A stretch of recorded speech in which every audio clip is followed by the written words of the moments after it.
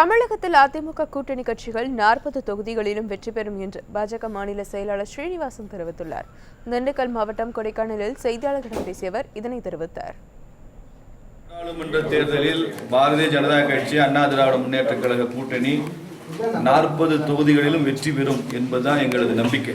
தொடர்ந்து இந்து மதத்தை, இந்து சமுதாயத்தை கேவலப்படுத்தி, ஏளனப்படுத்தி, காயப்படுத்தி வந்த திமுக, மார்க்சிஸ்ட் இவங்கெல்லாம் அதை அதிகமாக ஓவர் டோஸ் கொடுத்து இந்துக்கள் எதிர்வினை ஆற்ற துவங்கி இருக்கிறார்கள்.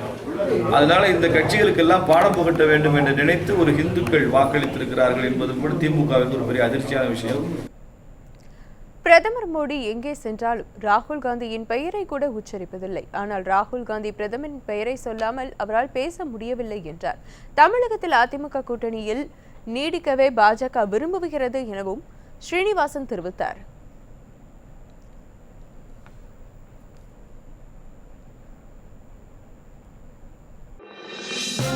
இது போன்ற முக்கிய வீடியோக்களை உடனுக்குடன் தெரிந்து கொள்ள நியூஸ் ஜே யூடியூப் சேனலை சப்ஸ்கிரைப் செய்யுங்கள்.